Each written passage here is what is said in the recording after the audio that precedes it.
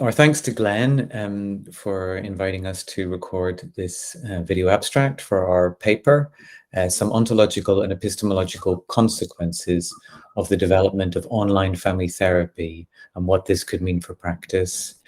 My name is Richard McKenney. I am a social worker, family therapist, and family therapy supervisor. Frank, do you want to introduce yourself? Yes. Hi, I'm Frank Burbach. I'm a clinical psychologist, family therapist, and CBT therapist, currently working online after 30 years in the NHS and working with a company delivering online services to children and young people.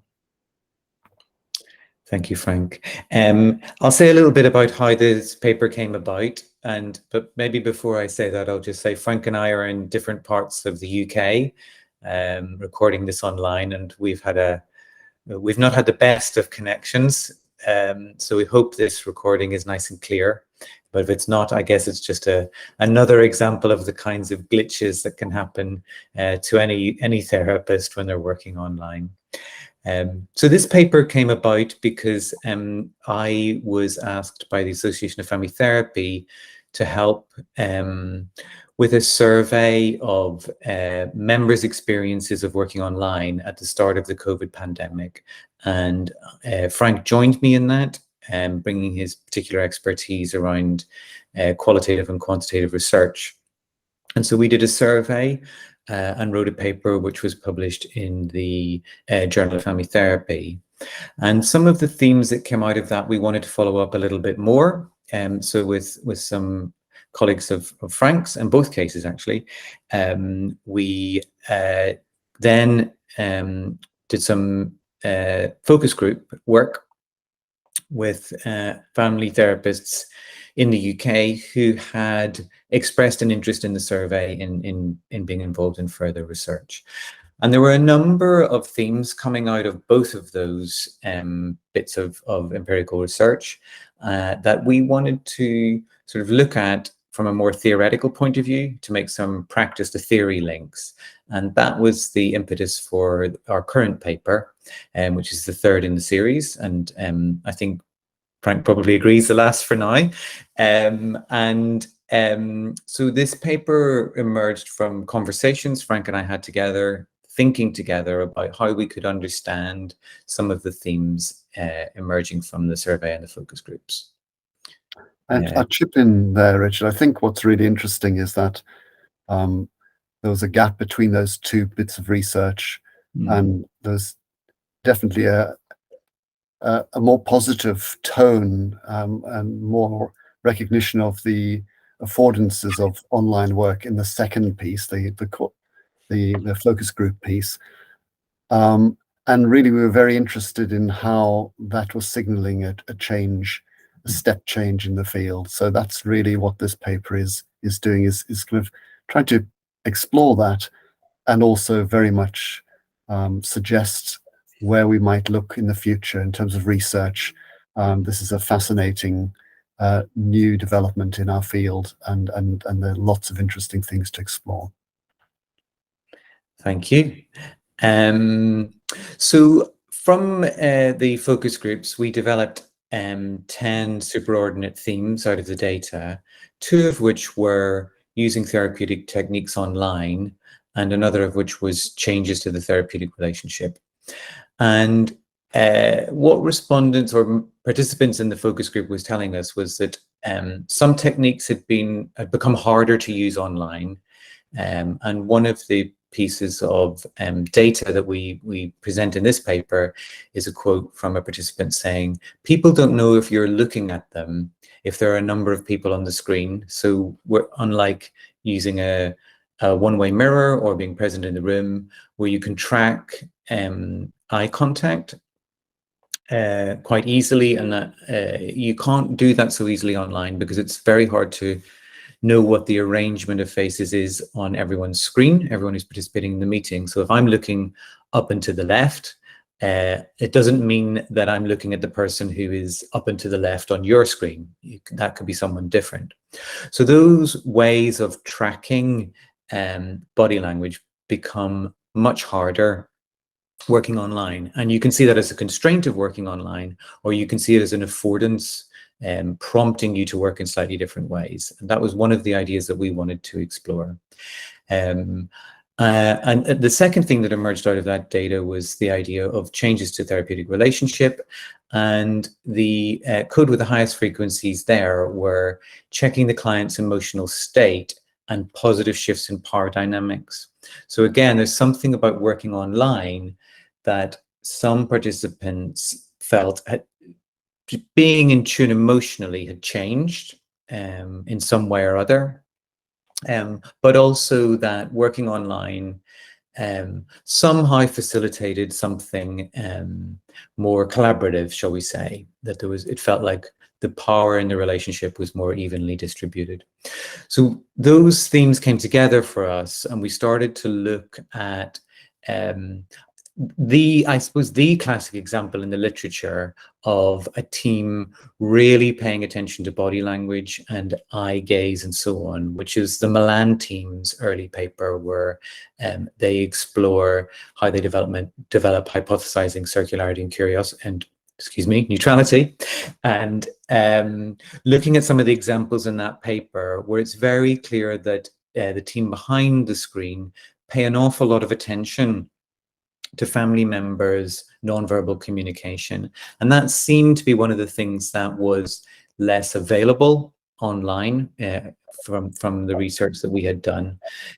So triadic questioning, which is one of the themes in the Milan team's 1980 paper, seemed like a technique to focus in on, because it seemed like a technique that relied heavily on the team's ability to track gaze, track body language, notice what was happening between family members in the room as the team developed their hypothesis and then shared their hypothesis through the use of circular questioning. So that's really how we ended up with a fairly detailed analysis in the first half of the paper of triadic questioning as a way of drawing out a little bit of the difference between working in the room or with a one-way mirror and then working online. And then from there, the paper moves on to explore a number of sort of theoretical themes.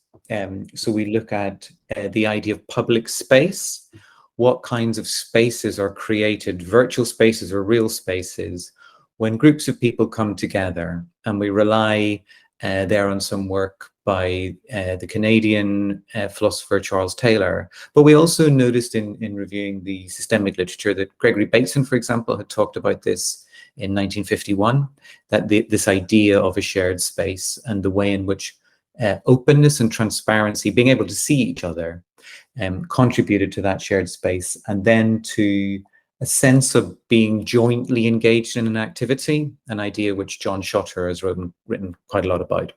So we pick up on that theme, and we explore how the online world creates different opportunities for creating a shared public space of therapy.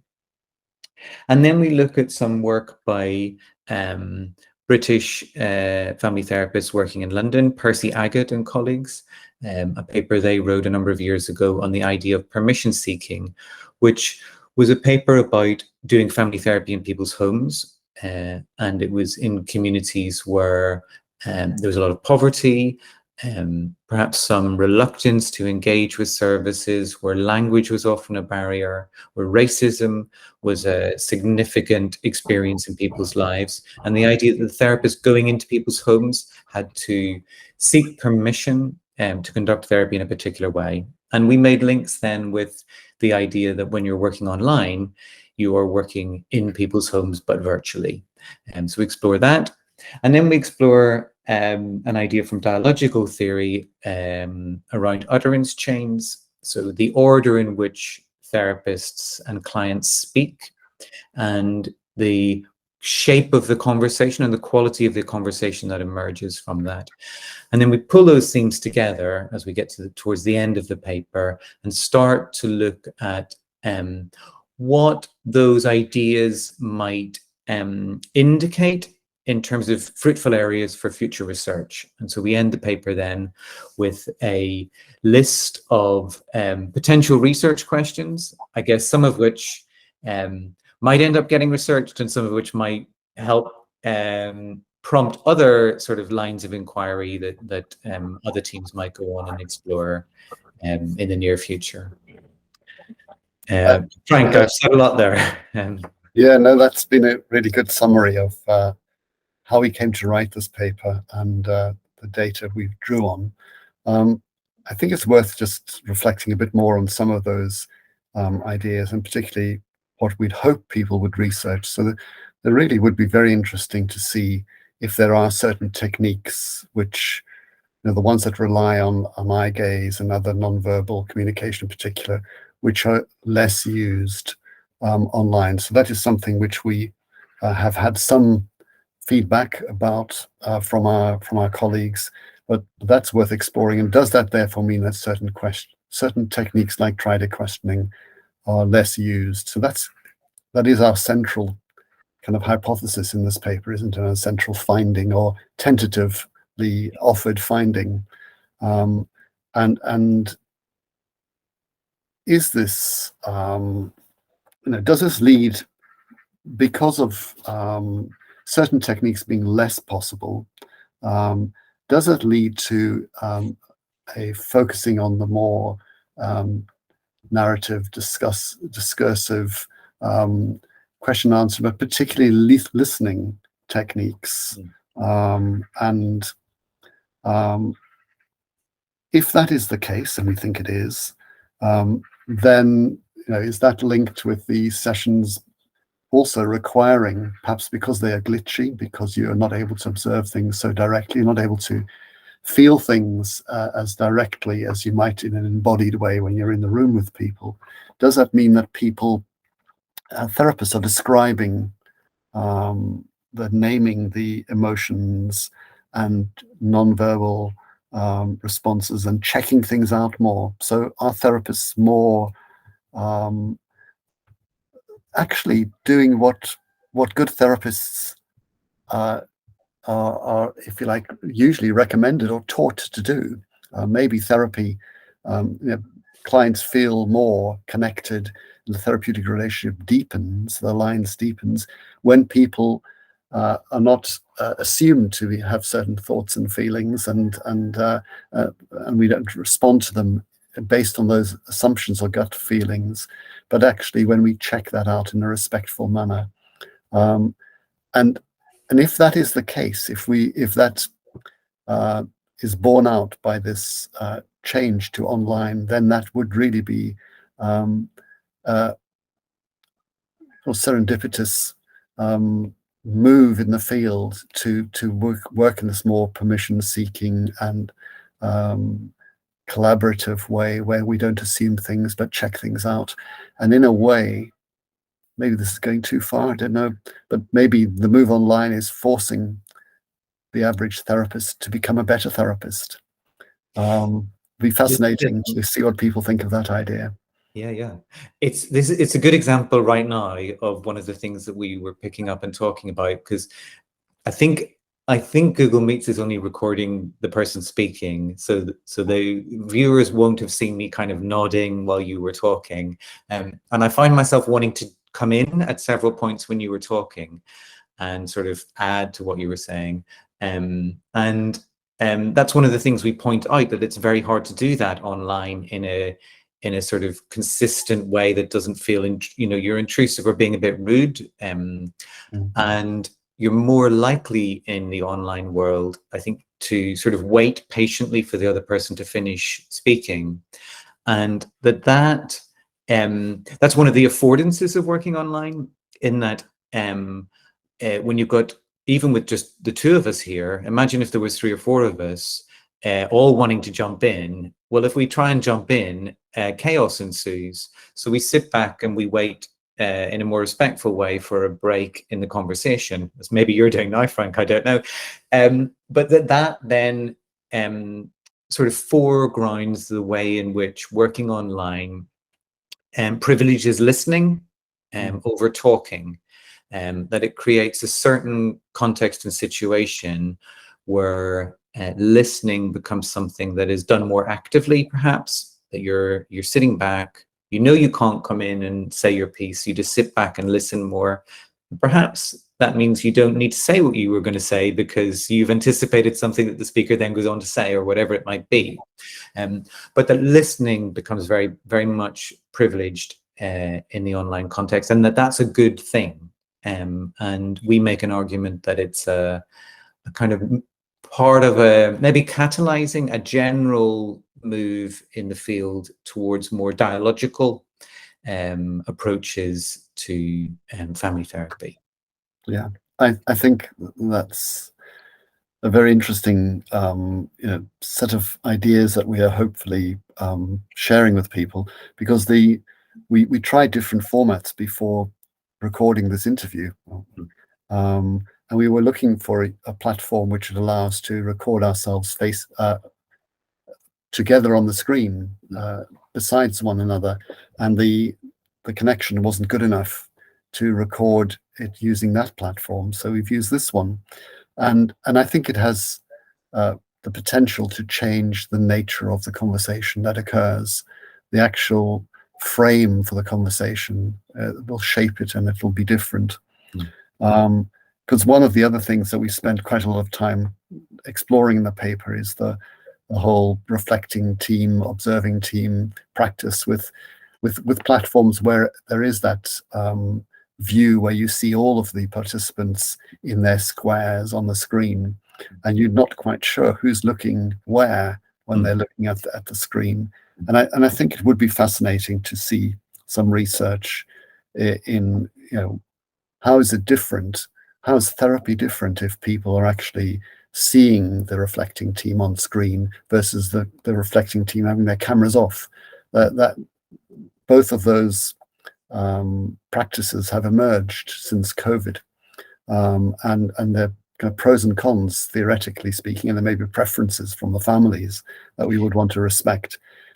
But does that change the nature of the relationship? And it certainly ties in with the idea of the public space and the kind of joint space and the joint endeavor of therapy.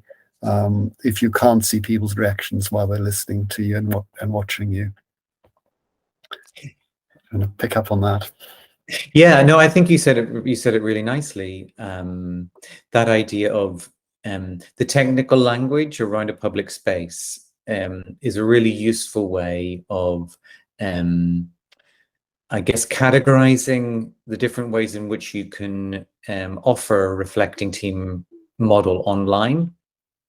And if we think about it as just cameras on, cameras off, it doesn't sort of open up that idea of what is the joint activity, and what's the nature of that joint activity when everyone can see each other, or when the family can't see the reflecting team for most of the session, and that creates different kinds of public space, and that's probably an important difference. And the way to explore it is by using ideas like public space that pay attention to the jointly created activity rather than to the technology. You don't talk about the camera, you talk about the kind of shared space, the shared activity that it is created by the decisions you make.